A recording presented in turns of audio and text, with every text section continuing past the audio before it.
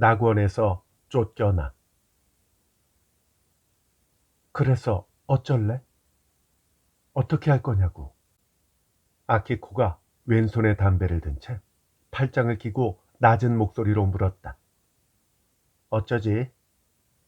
도시이사가 질문을 그대로 옆에 있는 아스시에게 던졌다. 글쎄, 어떻게 할까? 우선 이 원고 누가 갖고 있을래? 아스시는 주변의 얼굴을 빙 둘러보았다. 난 싫어. 아키코가 즉각 대답했다. 하지만 우리 중에서 매스컴 쪽에 취직한 사람은 너밖에 없는데 네가 보관하는 게 좋지 않겠냐? 신이치로가 아키코를 흘깃 보았다. 그러니까 안 된다고. 우리 집엔 서류랑 교정지가 산더미처럼 쌓여 있기 때문에 원고 뭉치에 아무 매력이 없단 말이야. 다른 거랑 같이 버려질 것 같기도 하고. 난 워낙 덤벙거리니까 잃어버릴 게 분명해. 게다가 유키히로의 육필 원고라니 무섭단 말이야. 절대 싫어. 아키코는 이렇게 말하면서 유리 잿더리에다가 담배를 힘주어 비벼 껐다. 뭔 말이 그러냐? 신이치로가 어이없다는 듯이 말했다. 아키코는 신이치로를 째려보았다. 불쌍하면 네가 가져가지 그래? 너도 매스컴에 있잖아. 난 총무부야. 그리고 나도 싫다. 신이치로는 서슴없이 잘라 말하고 어깨를 가볍게 으쓱했다.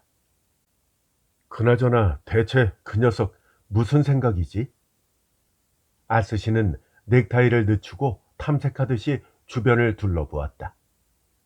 골탕 먹이려고? 아니면 우정? 글쎄, 양쪽 다인 거 아냐? 요즘 세상에 육필이라는 것부터가 이해가 잘 안 되잖아. 하지만 반대로 유키히로다워. 요즘 세상에 육필이라는 게 말이야. 신이치로가 팔짱을 끼고 아스시를 보았다. 근데 대표로 받은 사람은 아스시, 너잖아. 난 중학교도 같았으니까 그냥 역시 네가 좋지 않겠냐? 부모님도 너한테 맡겼다고 생각하실 거야. 난 곤란해. 아스시가 몸을 꿈지럭거렸다. 대체 뭐가 곤란하다는 건데? 아키코가 물었다. 그냥 와이프가 읽을까 봐서 싫다고. 뭐 이상한 이야기가 쓰여 있으면 상당히 곤란할 거 아냐. 읽겠냐? 이런 침침한 육필 원고를. 그야 모르지. 옛날 친구의 유품이라는 걸 알면. 여기는 종착역 뒤 건물 1층에 있는 세월이 느껴지는 술집이었다. 안쪽 구석에 낡은 나무 테이블을 둘러싸고 세 남자와 한 여자가 생맥주를 조끼로 마시고 있었다. 안주는 시샤모 구이와 닭꼬치, 김치와 날두구. 마시기 시작한 지 얼마 되지 않은 모양이다. 그들은 모두 검은 옷을 입고 검은 넥타이를 매고 있다. 어디를 어떻게 보나 문상을 갔다 오는 복장이었고 실제로 영결식에 다녀오는 길이었다. 아까부터 화제의 중심에 있는 것은 테이블 한가운데 서류 봉투 위에 놓인 반으로 접은 원고지 뭉치였다. 다들 그것을 흘끔거렸다. 즉, 그것이 바로 가키자와 유키히로의 유품이었다. 그 자리에 모여있는 네 사람은 요시다 아키코, 다조의 도시히사, 고바야시 신이치로, 도모사카 아스시. 가키자와 유키히로는 이 네 사람의 고등학교 동창생이었다. 그가 남긴 유품, 더 정확하게 말하자면 가키자와 유키히로가 그들 앞으로 남긴 자필 소설 원고였다. 잿더리 두 개를 아키코와 시니치로가 경쟁하듯이 꽁초로 메우고 있었다. 유키히로 글씨 오랜만에 보네. 맞아, 이런 글씨였어. 요새는 메일만 쓰고 글씨를 쓸 일이 없으니까. 뭐 이따금 손으로 쓴 원고지 같은 걸 보면 무척 신선하지. 도시이사와 아스시가 무관심한 목소리로 중얼거렸다. 근데 이거 몇 장이나 돼? 신이치로가 물었다. 글쎄, 한 150매쯤 되지 않을까? 아키코가 원고를 흘깃 보고 대답하더니 불현듯 다른 사람들을 둘러보았다. 한번 읽어볼래? 세 남자는 모두 놀란 얼굴을 했다. 이 자리에서 읽는다는 선택을 그때까지 생각도 하지 못한 모양이다. 여기서? 지금 이걸 읽자고? 아스시가 사나운 목소리로 물었다. 아키코는 고개를 끄덕였다. 그래, 집에 가지고 가서 읽기는 좀 그렇잖아. 돌려 읽잔 말이야? 와, 옛날 생각나네. 대체 얼마만이냐? 시간 꽤 걸릴 거야. 나 요새 갑자기 눈이 나빠져서 말이야. 게다가 술 마시고 글자를 읽으려고 하면 눈이 침침해지더라고. 불안과 호기심이 뒤섞인 표정으로 서로를 살피던 그들의 얼굴에 결국 제안을 받아들여 볼까 하는 암묵의 양해 같은 것이 떠올랐다. 한 부를 복사하면 어떨까? 그럼 한 번에 2명씩 읽을 수 있잖아. 도시이사의 제안에 신이치로가 떨떠름한 얼굴을 했다. 편의점에서 150매를 복사하려면 좀 괴롭겠는데. 젊은이가 잡지를 읽는 옆에서 종이가 나오기를 꼼짝 않고 기다리는 모습을 상상해 본 모양이다. 아까 큰 길에 긴 코스 있더라. 거기선 가능할지도 몰라. 내가 갔다 올게. 도시이사는 원고를 봉투에 넣고 일어섰다. 혼자 괜찮겠어? 미안하다.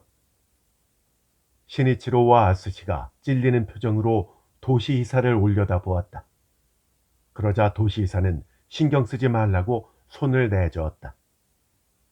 저 복사비는 다 함께 나눠내자. 아키코가 입에 손을 대고 말했다. 도시이사는 살짝 웃었다. 영수증은 너 줄게. 너희 회사 같으면 경비 처리할 수 있잖아. 그래, 알았어. 고마워. 도시이사가 나가자 원고가 놓여있던 자리가 유난히 휑해 보였다. 그곳에 있던 것의 존재가 괜히 더 신경이 쓰였다.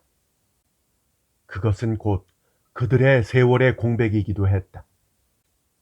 전에는 같은 계절을 보냈건만 한달음에 중년이 되고 보니까 그 공백이 생각지도 못하게 큰 것에 당황하고 있다.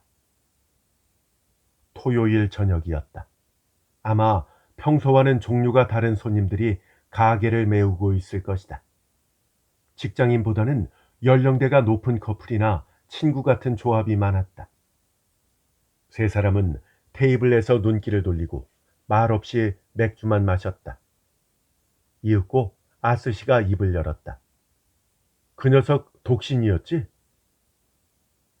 응, 결혼했다는 이야기는 못 들었는데. 외동이었나? 응.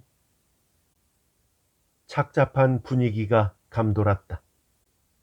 연결식에서 만난 연로한 부모의 모습이 눈앞에 떠올랐기 때문이다. 직장 동료가 능숙하게 조문객을 받는 옆에서 두 분은 얼떨떨한 얼굴로 구석에 오독하니 있었다. 자식이 돼서 부모를 앞서는 것만큼 큰 불효도 없다. 비슷하게 생기셨더라, 부모님. 처음 뵌 거지만.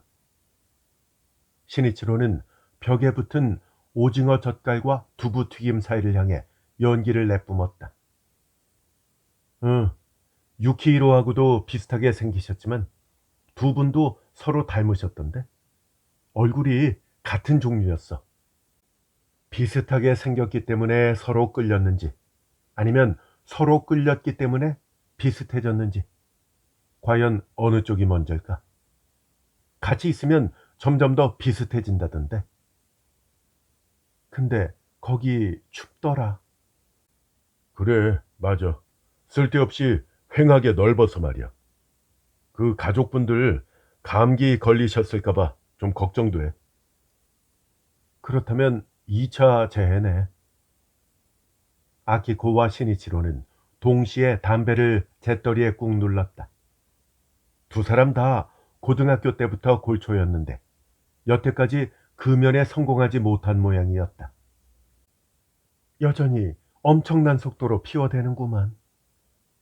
낱말하고 있네. 어제는 금연했단 말이야. 오늘은 문상 갔다 오는 길이니까 피우는 거야. 아스시는 젓가락 포장지를 만지작거렸다.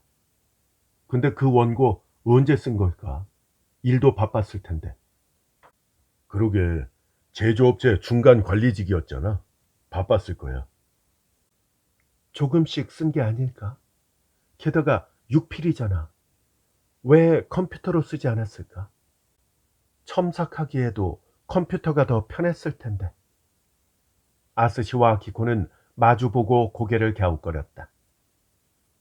교통사고였다며? 신이치로가 입을 열었다. 애초에 왜 이런 게 있는 걸까? 그것도 우리 앞으로 말이야. 어색한 침묵이 흘렀다. 전적으로 신이치로가 꺼낸 화제를 아키코와 아스시가 비난하는 심상치 않은 침묵이었다. 아키코가 마지못해 고개를 끄덕였다. 그래, 그건 나도 마음에 걸리더라. 우리 앞으로 남긴 원고가 있다는 이야기를 들었을 때 좀 당황했어. 설마 자살은 아니겠지? 아스시가 경계하는 어조로 물었다. 그건 아니야. 아키코는 고개를 흔들고 새 담배에 불을 붙였다. 출장 가서 난 사고래. 차에 상사랑 동승하고 있었고, 그리고 운전한 사람도 유키히로가 아니야. 함께 탔던 직장 상사도 중상을 입었다던데? 신문에서 읽긴 했지만 처음에는 몰랐어. 어디서 들은 이름인데 하다가 어라? 유키히로랑 동성 동명이잖아 싶더라고. 그래도 다른 사람이려니 했지만 아무래도 마음에 걸려서 다시 한번 기사를 보니까 나이가 똑같아서 혹시나 했던 거야. 어쨌든 교통사고였어. 자살은 아니라고. 짤막한 신문기사에 응축된 인생은 어쩌면 그렇게 무덤덤할까. 그런 주제에 인두처럼 사람들의 마음에 아픔을 각인한다. 그러게, 죽은 사람은 그 녀석뿐이었지. 재수가 나빴어. 아스시는 안심한 듯이 말했다. 하지만 재수가 나빴다는 한마디로 넘기기에는 다소 양심에 찔렸는지 흠칫해서 금세 표정을 바로잡았다. 좌우직은 준비는 해놨다는 소리잖아. 그게 오늘이 될지 20년 뒤가 될지는 모르지만 말이야. 그 원고가 우리 손에 넘어가도록 다 조치를 해놨다는 거지. 신이치로가 냉담한 어조로 중얼거렸다. 혹시 훨씬 오래전에 써놨던 걸지도 몰라. 원고지. 그 봉투에 들어있어서 깨끗하기는 했지만 꽤 오래된 것 같던데. 아키코는 조금 전까지 테이블 한가운데 놓여있던 원고지를 떠올렸다. 어디서나 살 수 있는, 학교 수업 시간에 글짓기를 할 때 쓰던 대량 생산되는 원고지. 이제는 그녀가 일하는 대형 출판사에서조차 찾아볼 수 없게 되었다. 더럽게 못 썼지. 그 녀석의 소설 말이야. 시니치로의 말에 아키코와 아스시는 움찔거렸다. 그러고 보니까 이 남자의 사전에는 사양이라는 말이 없었다. 뭐 잘 쓰진 못했지. 고지식에 빠졌었고. 아키코가 조심스럽게 동의했다. 그 녀석은 순수 문학 지향이었어. 양다리 걸치지 않는 것도 그 녀석뿐이었고. 아스시도 애둘러 맞장구를 쳤다. 그들이 다니던 고등학교에서 신문부와 문예부는 부실이 나란히 있었을 뿐 아니라 양다리를 걸친 학생들이 많았다. 여기 모인 네 사람도 그랬다. 함께 동인지를 만들기는 했어도 그들은 주로 SF나 미스터리를 썼다. 가키자와 유키히로만이 문예부만 활동했던 부원으로서 비교적 순수문학에 속하는 글을 착실하게 써나갔다. 출장 중인데다가 이동 중. 당연히 전액 산재 보상금이 나오겠지. 여전히 사양이라는 말을 모르는 신이치로가 중얼거렸다. 글쎄, 보상금이 나오는 것보다 아들이 살아 돌아오는 게 더 기쁘실걸? 부모님께는 말이야. 아키코가 비아냥거리듯이 말했다. 신이치로는 냉랭한 표정으로 아키코를 보았다. 그야 당연하지. 하지만 그 녀석은 안 돌아와. 그럼 적어도 보상금 정도는 넉넉히 받는 게 좋지 않겠냐? 이거 놀랐네. 의외로 제대로 된 말을 하잖아. 난 옛날부터 우리 가운데서 제일 상식적인 사람이었어. 몰랐냐? 아키코와 아스시가 그 이야기를 듣고 아연해서 신이치로를 쳐다보았다. 바로 그때 종이봉투를 든 도시히사가 돌아왔다. 종이봉투는 빵빵하게 부풀어 오른 것이 꽤 무거워 보였다. 어서 와. 수고했어. 얼마야? 나중에 여기 술값하고 함께 계산하면 될 것 같아. 왜냐하면 최신형 고성능 복사기더라고. 그래서 엄청 빨라서 세부 복사했어. 그러니까 전원이 동시에 읽을 수 있다 이 말이야. 오, 잘 됐네. 도시이사가 클립으로 묶은 복사지 뭉치를 다른 사람들에게 나눠주고 자기는 원고를 들었다. 어쩐지 모두들 표정이 진지했다. 어머, 젖었네. 지금 비와? 아키코가 도시이사의 젖은 어깨를 보고 말했다. 비가 좀 오더라고. 하늘도 운다 이건가? 누가 먼저랄 것도 없이 맥주와 오징어 완자 그리고 토마토 샐러드를 추가 주문했다. 상복을 입은 성인이 4명, 술집 테이블을 둘러싸고 각자 말없이 어떤 원고를 읽는 모습은 상당히 기이한 광경이었다. 그도 그럴 것이 토요일 밤 주변은 명랑하고 느긋한 웅성거림으로 가득 찼는데 이 테이블만 탁하고 무거운 공기에 휩싸여 있었던 것이다. 사람은 뭔가를 읽을 때 버릇이 나오는 법이다. 아키코는 중독처럼 담배를 뻐끔뻐끔 피워댔다. 신이치로는 담배를 문 채 꼼짝도 하지 않았다. 도시이사는 허리를 똑바로 펴고 원고를 교과서처럼 두 손으로 들고 있었다. 아스시로 말하자면 테이블을 뒤덮을 듯한 자세로 글자를 눈으로 좇으며 쉴 새 없이 머리를 극적이고 있었다. 아마 자기가 머리를 긁고 있다는 것조차 모르는 것 같았다. 맥주는 어느새 얼음을 넣은 소주로 바뀌어 있었다. 미묘한 긴장감이 감돌기 시작했다. 흘끔흘끔 서로의 표정을 훔쳐보는 것을 알 수 있었다. 가볍게 헛기침을 하고 몸을 꿈지럭거리고 하고 싶은 말이 있는데 말을 꺼낼 계기를 찾지 못하겠고 계기를 찾아내는 것이 좋은지 아닌지도 잘 모르겠다 하는 그런 조심스러움과 불만이 테이블 위 공간에 탁하게 괴어 있는 것처럼 느껴졌다. 이윽고 먼저 입을 연 사람은 역시 신이치로였다. 아직 끝까지 읽지 못한 것 같았지만 도저히 참을 수 없었던 모양이다. 갑자기 복사지 뭉치를 털썩 내려놓았다. 참 못 썼다. 못 썼어. 부르퉁한 어조였다. 전보다도 더 못 썼어. 강조하지 않아도 돼. 읽어보면 다 아니까.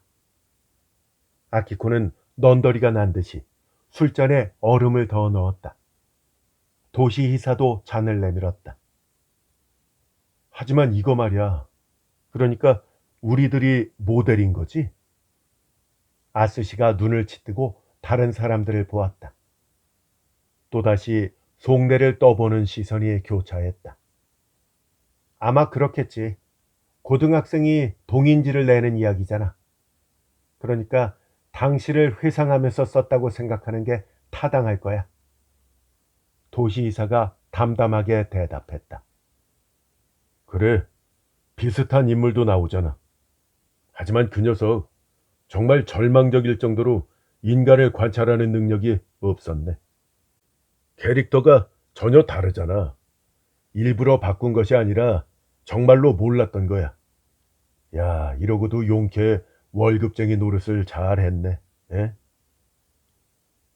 신이치로가 어이없다는 듯이 중얼거리자 도시이사도 어색하게 고개를 끄덕였다. 그는 확증이 없는 한 타인을 비판하지 않지만 그런 도시이사조차 이 원고에서 칭찬할 점을 발견할 수 없었던 모양이다. 그래, 그건 인정해. 이 뻣뻣한 대사, 설명문 같은 문장. 요즘 세상에 작가를 지망하는 고등학생도 이것보다는 더 잘 쓸 거야. 적어도 서비스 정신이 없다는 건 확실하다. 이 정도로 센스가 없는 것도 어떤 의미에선 참 대단한 일이야. 신이치로는 신기한 것을 보듯 복사지 뭉치를 빤히 응시했다. 이 제목부터가 말이야. 에? 이거 대체 무슨 뜻이냐? 아스시가 표지를 물끄러미 바라보았다. 맞아. 이상하지? 아키코도 읽던 페이지에 손가락을 끼워놓고 표지를 보았다. 성실해 보이는 글씨로 낙원에서 쫓겨나 라고 쓰여 있었다. 끝까지 읽으면 제목의 뜻을 알 수 있을까? 그럼 좋겠지만. 좌우지간 끝까지 읽어보자. 한바탕 의견을 내뱉고 나니까 조금 진정이 되었는지 네 사람은 다시 원고에 몰두하기 시작했다. 점원이 이상한 듯이 자기들을 쳐다보는 것이 시야 끄트머리로 보였다. 점원들끼리 학교 선생님일까? 글짓기를 읽고 있는 거야? 라고 추측하는 나지막이 소곤거리는 소리가 들렸다. 다소 시간차는 있었어도 네 사람은 거의 비슷한 시간을 들여 원고를 다 읽었다. 원고 뭉치를 내려놓고 마주 보면서 서로의 얼굴에 떠오른 표정을 살폈다. 야, 이거... 아키코가 신음하듯이 중얼거렸다. 역시 못 썼어. 신이치로는 단칼에 쳤다. 이거 이렇게 끝나는 건가? 도시이사가 당혹스러운 얼굴로 중얼거렸다. 글쎄, 그렇지 않을까? 아스시가 조심스러운 어조로 동의를 구했다. 어때? 네 와이프가 읽으면 곤란할 부분이 있었니? 아키코가 놀리듯이 물었다. 아냐, 없어. 아스시는 안도감보다 슬픔이 앞선 표정으로 고개를 흔들었다.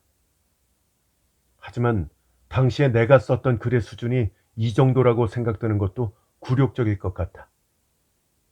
아키코가 킥 웃었다. 모두의 눈이 자신한테 쏠린 것을 깨닫고 아키코는 허둥지둥 입을 가렸다. 어떤 저울류 같은 것이 네 사람 사이에 흘렀다. 다음 순간 동시에 웃음을 터뜨렸다. 바보처럼 으하하 웃어댔다. 폭발적인 웃음의 충동은 좀처럼 가라앉지 않았다. 연결식의 긴장에서 이제야 해방된 것일지도 모른다. 큰 소리로 배꼽을 쥐고 웃는 네 사람을 다른 손님들과 종업원이 기분 나쁜 듯이 바라보았다. 상복을 입은 선생님들이 학생의 글짓기를 보다가 웃는다고 생각했는지도 모른다. 정말 웃긴다. 하지만 진짜 너무한걸. 아키코는 눈물을 닦으며 중얼거렸다. 가까스로 웃음의 발작이 가라앉아 새로 술을 따르고 한숨을 돌렸다. 옛날에 쓴 게 그나마 좀 더 낫잖아. 혼잣말을 하는 아키코 옆에서 도시이사는 또다시 표지를 응시하고 있었다. 제목의 의미를 좀 알 수 있을 것 같은데? 무슨 뜻인데?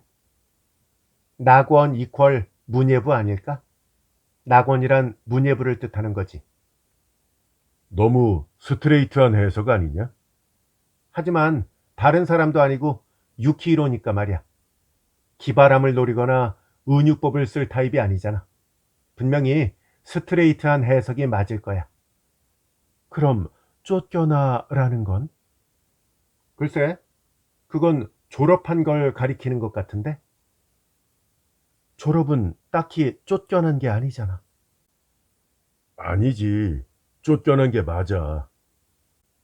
신이치로가 끼어들었다.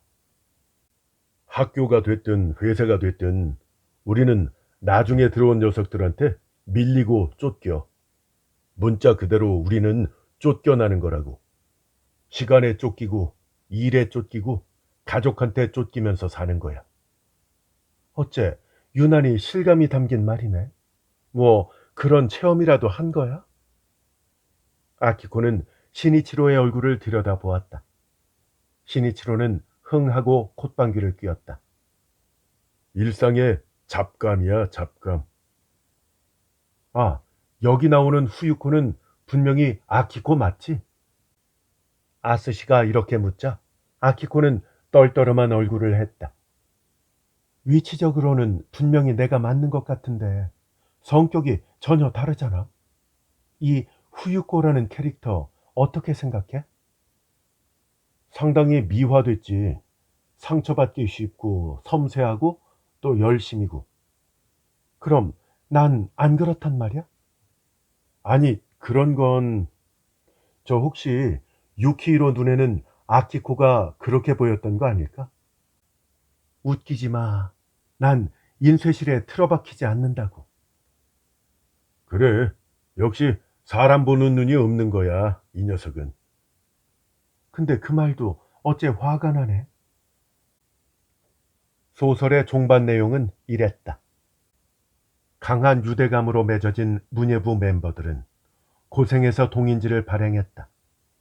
하지만 우연히 읽어본 교사가 익명의 칼럼에 쓰인 표현이 고등학생답지 않다고 격노하는 바람에 전량 회수된다.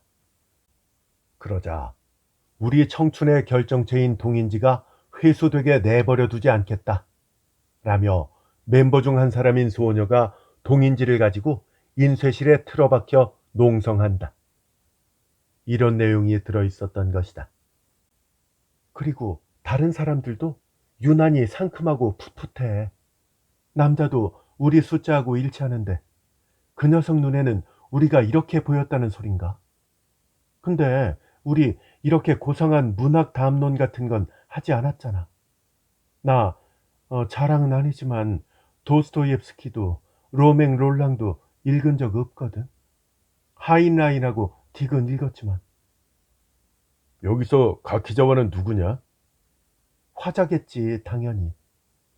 우리 등사판 인쇄가 가능했던 마지막 세대잖아. 맞지? 연필이라니 그립네. 그건 그것대로 글을 쓴다는 실감이 느껴져서 말이야. 사각사각 한 장 쓰고 나면 성취감도 있고 참 좋아. 근데 이야기 전개가 너무 진부해. 어디서 들어본 적이 있는 이야기잖아. 이거 10년에 한 번씩 이런 줄거리의 이야기가 돌아오는 것 같더라. 아키코는 복사지를 팔랑팔랑 넘기고 한숨을 쉬었다. 부모님은 읽으셨을까? 아스시를 흘깃 보았다. 글쎄다. 아스시는 팔짱을 끼었다. 그가 대표로 유키히로의 부모에게서 이 원고를 받는 모습은 그들의 눈에 선명하게 아로 새겨져 있었다. 단단히 봉해져 있었잖아. 너희도 확인했고 말이야. 도장까지 찍혀 있었어. 그랬으니까 부모님은 읽지 못하셨을 것 같은데. 하지만 네가 부모라면 어쩌겠냐? 시니치로가 회의적인 시선으로 아스시를 보았다. 아들 유품 중에 친구 앞으로 남긴 유언 같은 게 있어. 봉투 안에는 서류 뭉치. 뭐가 들어있는지 궁금한 게 인지상정 아니겠냐? 반대로 수취인 이름이 쓰여 있고 봉해져 있다면 아무리 아들이라도 프라이버시를 존중하지 않을까? 도시이사가 중얼거렸다. 하지만 말이야. 신이치로는 끈질기게 물고 늘어졌다. 예를 들어서 유품이 범죄를 고발하는 내용이라고 쳐봐.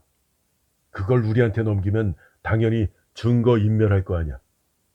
반대로 부조리하고 명예훼손에 관계되는 내용일지도 몰라. 그걸 줬다가 문제라도 발생하면, 응? 그런 가능성을 생각한다면 역시 부모님이 먼저 볼 것 같은데. 그게 무슨 소리야?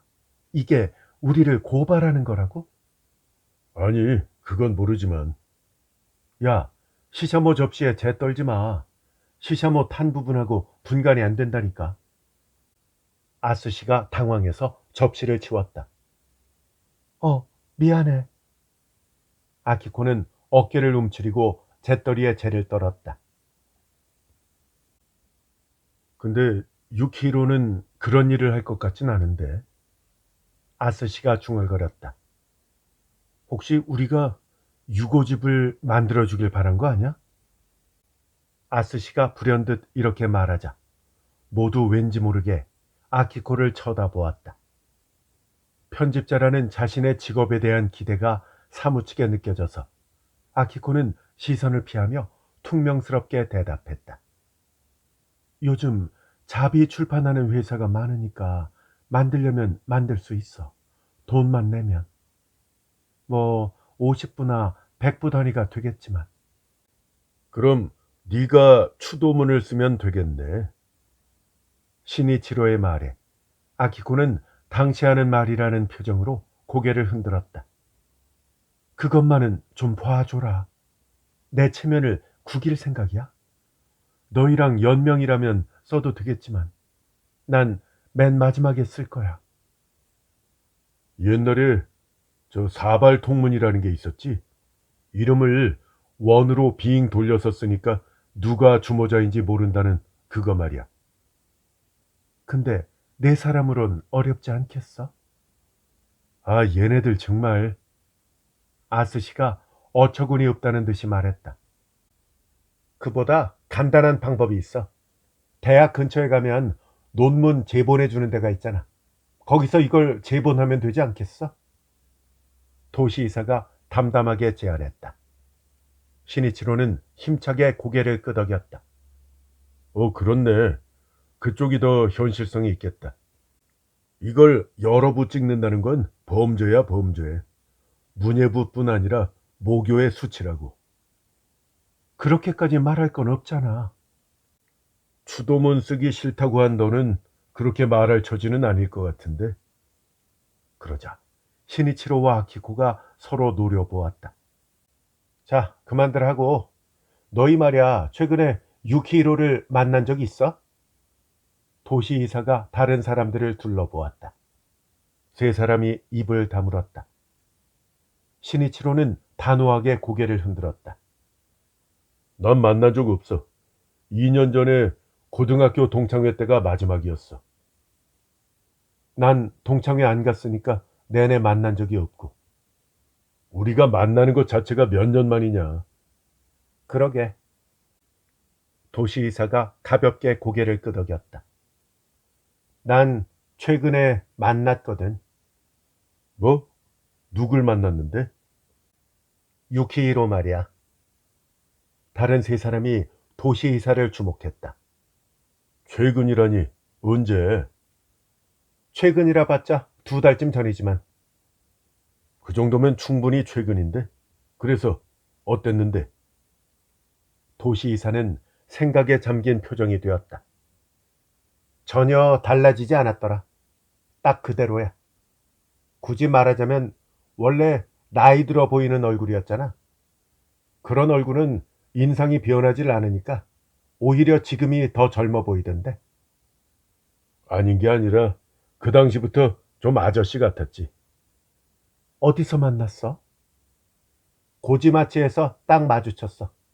나도 유키히로도 고객한테 가는 길에. 그럼 인사만 한 거야? 잠깐 서서 이야기했어. 별 이야기는 안 했지만. 뭐 잘 지내냐? 어디 가는 길이냐? 뭐 그 정도? 뭐 그야 그랬겠지. 몇 년 만에 갑자기 마주쳐서 깊은 이야기는 할 수가 없다고. 신이치로는 이번에 오이 된장과 참치 나토 사이에 연기를 내뿜었다. 그래서 인상은 어땠는데? 그러니까 그게 그대로더라니까. 아마 너희가 기억하는 모습 그대로일 거야. 다만 관록은 꽤 붙었더라. 그야말로 관리직 같은 느낌. 도시이사의 말을 듣고 누구나 유키히로의 얼굴을 떠올려 보려 했다. 그러나 고지식하고 수수한 인상의 동창생은 술집의 부드러운 불빛 아래 좀처럼 기억 밑바닥에서 떠오르지 않았다. 교칙에 의해서 지정된 대로 입은 교복. 방과 후 교실에 혼자 남아서 공책을 펴고 열심히 페이지를 메우던 그 옆 얼굴. 과거에 상당한 시간을 함께 보냈을 사람의 생김새와 인상이 이렇게까지 기억나지 않는 데 대해서 그들은 남몰래 동요했다.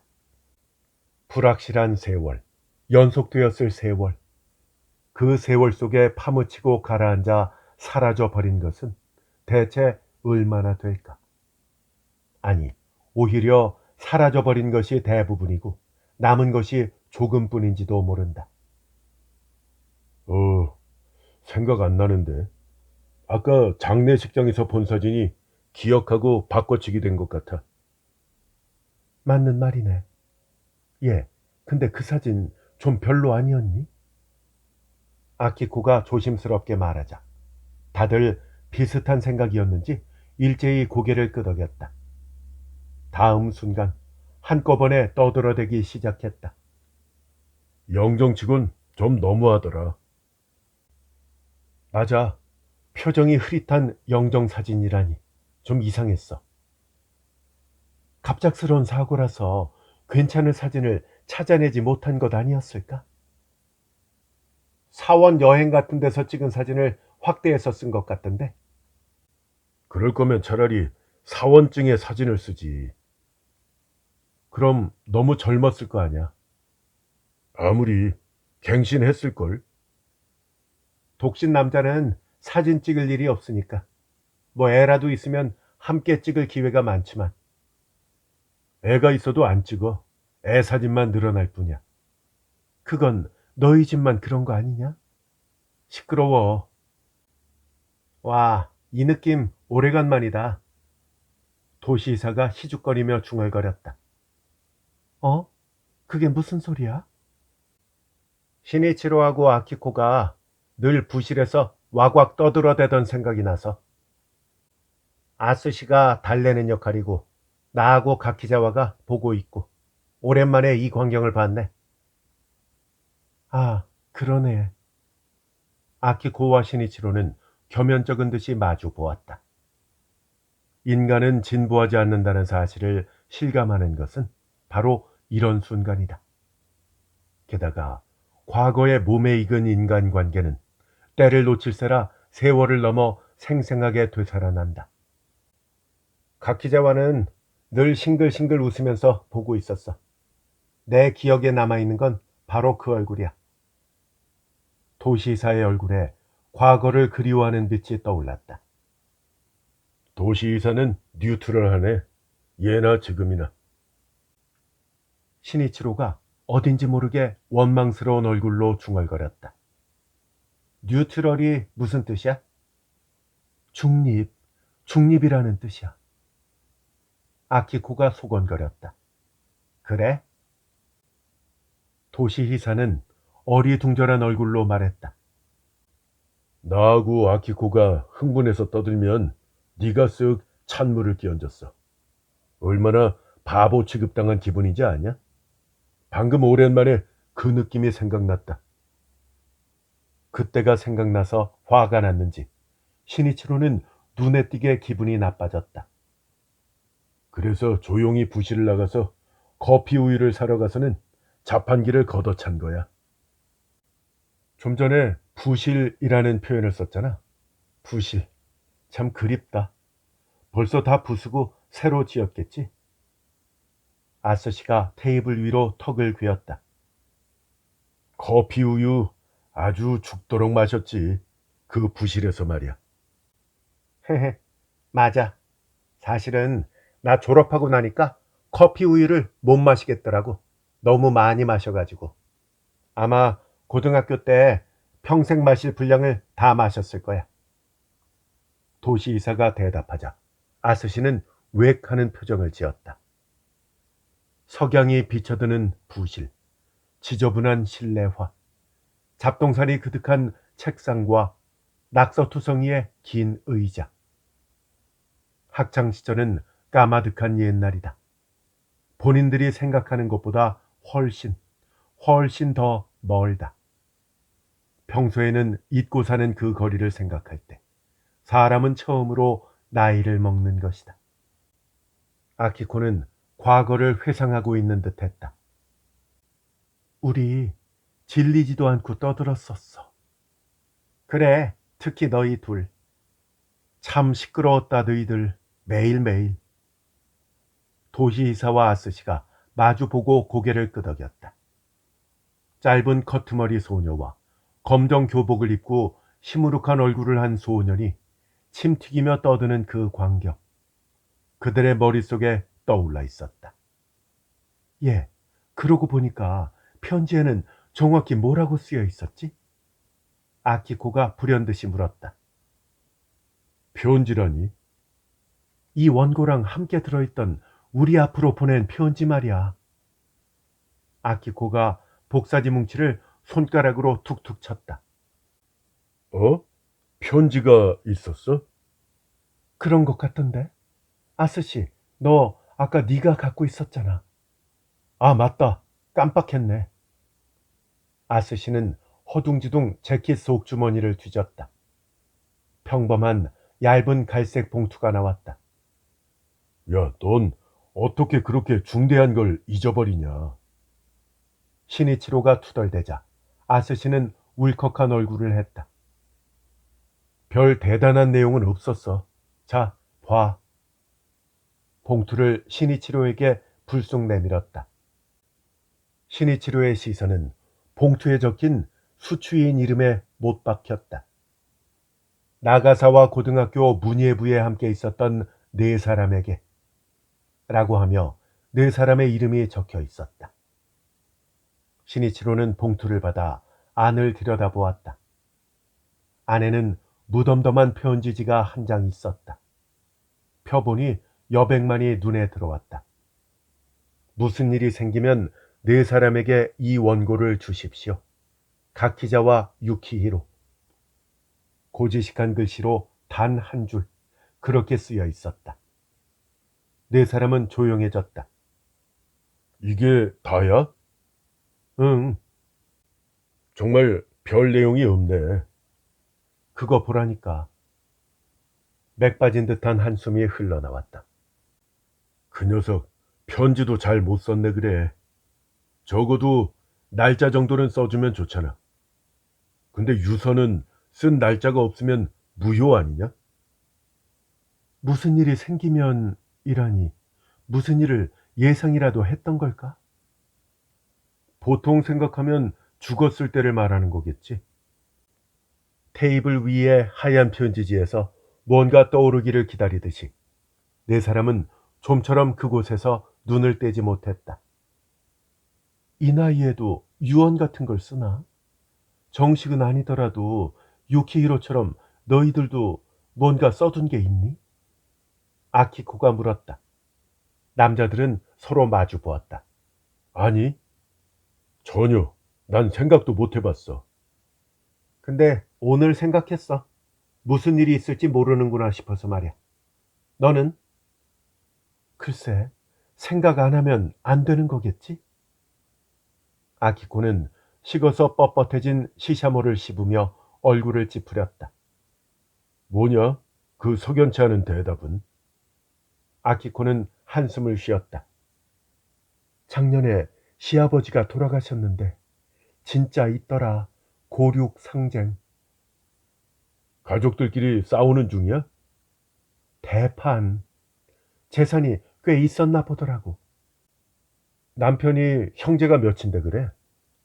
형이랑 누나가 있는데 그 두 사람이 싸우고 있어. 막내인 우리 남편은 고향에 살지 않으니까 거의 무시당하고 있고. 와, 무섭다. 어설프게 재산이 있으면 좋지 않은 것 같아. 시아버지가 생전에 형이랑 누나한테 각자 구두로 약속하신 모양인데 정식 유언을 남기진 않으셨지 뭐야. 그거 죄더라. 그래서 유언은 중요하다고 생각한 거야. 자식들을 위해서라도. 이렇게 간단한 거라도 말이야. 아스시가 단 한 줄 쓰인 편지지를 팔랑팔랑 흔들었다. 그래. 아키코는 의젓하게 고개를 끄덕였다. 하얀 편지지는 이별의 손수건을 흔드는 것처럼 보였다. 정말 그렇네. 결국 이 편지 때문에 우리는 이 고마운 원고를 읽게 된 거잖아. 거참 고맙기도 하네. 우리가 이렇게 만난 것도 얼마만인지 기억도 안 난다. 그런 의미에서는 유키히로 덕분이라고 생각해야 되겠네. 한 번 더 건배할까? 새 술을 주문하고 잿더리를 바꿔달라고 하고 대충 술을 따라서 술잔을 맞부딪혔다. 물론 건배는 점잖지 못한 일일지도 모른다. 건배라는 말의 어감은 이 자리와 어울리지 않는 듯 어색하게 느껴졌다. 그러나 마땅히 대신할 말도 생각나지 않았다. 돌연히 세상을 떠난 죽기에는 아직 이른 동갑내기 남자를 떠나보내기에는 뭔가를 바치기라도 하지 않으면 매듭이 지어지지 않을 것 같았다. 그들은 울 수 없었다. 눈물을 흘리기에는 세월이 그들의 고인에 대한 감정의 수위를 너무 낮추고 말았던 것이다. 그래서 그들은 건배를 했다. 눈물을 훔치는 대신에 술잔을 비웠던 것이다. 친구가 남긴 형편없는 소설에 이 소설이 가져온 자신들의 뜻하지 않은 재회에 어째 취할 것 같으면서도 취하지를 않네. 문상 갔다 올 땐 늘 그래. 아마 상복을 입은 탓도 있을 거야. 다 같이 검은 옷 입은 걸 보면 문상 갔다 오는 길이라는 걸 잊을 수가 없으니까 말이야. 이 나이가 되면 꽤 생각지도 못한 사람이 죽지 않니? 맞아. 생명력이 강해 보이던 녀석이라든지 아니면 이 녀석만은 타인을 밀쳐내고서라도 살아남겠지 싶던 녀석이라든지 말이야. 맞아. 실은 곁에서 보면 그들은 이미 꽤 취해 있었다. 얼굴이 검붉어졌고 눈초리도 수상했다. 주정뱅이 특유의 뜨겁고 쉰 공기가 테이블 주변에 감돌고 있었다. 그러나 네 사람은 속은 맨정신이었다. 고인으로부터 일정한 거리를 두면서 서로로부터도 거리를 두고 있었다. 그리고 그 사실을 자각하고 있었다. 요즘에도 쓰니? 그렇게 물은 아키코도 사실은 취한 척하면서 술기운의 기세를 빌린 데 불과했다. 뭘? 음모 소설을 써서 화려하게 데뷔하는 거 아니었어? 아키코가 시니치로에게 얼굴을 불쑥 들이댔다. 그거 연기했어. 노후에 데뷔할 거야. 엄청 하드한 SF를 쓴다는 이야기는? 아키코는 도시이사에게 턱짓을 했다. 나는 무기한 연기야. 지식도 없고. 그러는 아키코 너는? 난 안 써. 힘드니까. 그러게 힘들지. 그들은 공범자 같은 시선을 주고받았다. 물론 네 사람은 이미 알고 있었다. 자신들이 결코 쓰지 않을 것을. 과거의 문예부였고 신문부였어도 자기들이 결코 그쪽 인간이 아니라는 사실을 잘 알고 있었다. 그것은 그냥 별 의미 없는 꿈이었다. 경제 음모 소설을 써서 세계적인 베스트셀러가 되고 할리우드에서 영화로 제작된다든지, 물리학자가 감탄에 신음할 듯한 쿨하고 이론적으로 정확한 하드 SF를 쓴다든지, 이런 화제가 이 멤버고 이 자리라서 말하자면 예의상 나온 것뿐이라는 사실을 그들은 이미 알고 있었다. 다음번에 만날 때는 동창회나 역시 누군가의 장례식이라는 사실도 아주 잘 알고 있었다. 아, 그렇구나. 갑자기 도시이사가 큰 소리로 말했다. 그렇긴 뭐가 그래. 넌 늘 그렇지 뭐. 뉴트럴 하잖아. 신이치로가 주정을 부렸다. 도시이사는 고개를 갸웃거렸다. 이것이 목적 아니었을까? 뭐라고? 뭐가 목적인데? 우리가 모이는 거 말이야. 유키히로의 목적이... 도시이사는 고개를 까닥거렸다. 그래, 혹시 무슨 일이 생겨도 졸업하고 이렇게 세월이 지났으니까 우리가 모두 유키히로의 장례식에 모일 거라는 보장이 없었잖아. 하지만 우리 앞으로 원고를 남겨두면 싫어도 모일 수밖에 없지 않았겠어? 뭐 그야 그렇지. 신이치로가 마지못해 인정했다. 실제로 우리 앞으로 뭘 남겨놨다는 말을 듣지 않았으면 오지 않았을지도 몰라. 하지만 무슨 일이 생겼을 때 유키히로 본인은 없는 거잖아? 그런데도 이런 걸 남겼단 말이야? 아키코가 이상한 듯이 물었다. 뭐 그게 유키히로가 유키히로인 까닭이겠지. 아스시가 아는 척 고개를 끄덕였지만 아키코는 회의적이었다. 그건 사람이 너무 좋은 거 아니냐? 아무리 그래도 그렇지. 도시이사는 얼마 동안 생각하다가 입을 열었다. 분명히 유키히로는 자기한테 소설을 쓰는 재능이 있다고는 생각 안 했을 거야. 다른 세 사람은 그것을 농담으로 받아들이고 가볍게 웃었다. 하지만 도시이사는 웃지 않았다. 웃는 세 사람을 조용히 바라보았다. 신이치로가 쿡쿡 웃으면서 손을 내저었다. 뭐, 그랬기를 바란다. 그 녀석은 자기를 너무 몰랐어. 뭐 좋은 뜻으로든 나쁜 뜻으로든. 하지만 도시이사의 얼굴은 여전히 진지했다. 하지만 즐겁기는 했겠네. 신이치로는 여전히 웃으며 상대하지 않았다. 그야 그렇겠지. 나도 내가 처음으로 소설다운 걸 쓰고 있다고 생각했을 때는 무척 즐거웠으니까.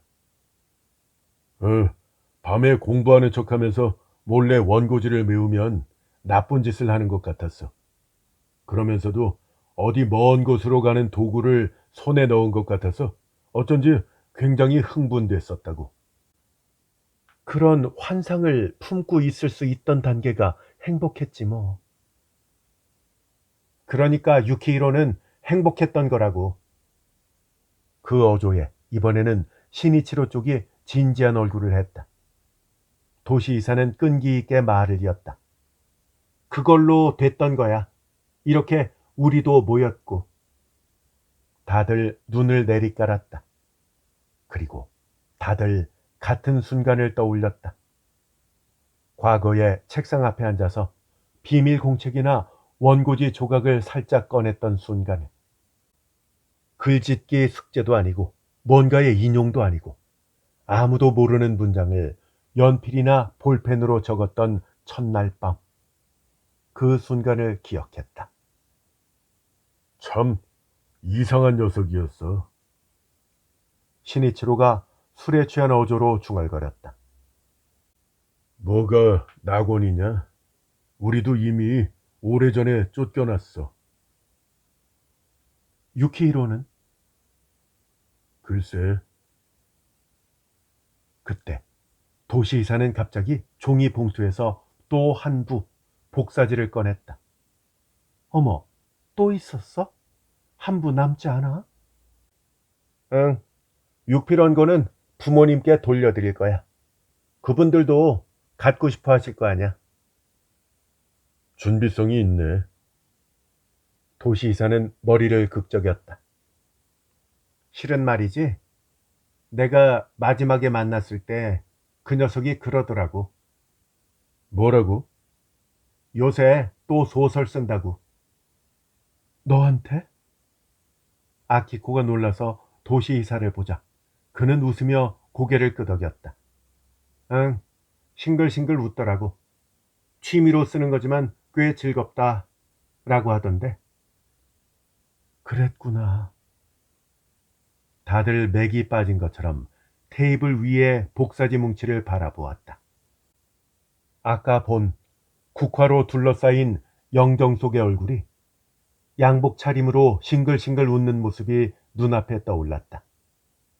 관록이 붙은 중간 관리직 남자가 티 없이 웃는 모습이 떠올랐던 것이다. 신이치로가 나지막이 중얼거렸다. 그럼 그게 이거야? 아마도 이게 그 소설이겠지. 역시 센스가 없다니까. 소설에 낙원이 있다면 난 돌을 던져서 그 녀석을 쫓아낼 거야. 지금쯤 이미 쫓겨났을지도 모르지. 그러게. 그만 가자. 꽤 오래 눌러붙어 있었네. 2차 갈까? 어디 괜찮은 데 있어? 비가 아직도 오려나? 아, 복사비도 계산해야지. 토요일 밤 문상을 갔다 오는 남녀는 각자의 일상으로 돌아가려고 하고 있었다. 하지만 그들은 자기들이 무의식 중에 복사지 뭉치를 답례품 봉투에 챙겨 넣은 것을 아직 알아차리지 못했다.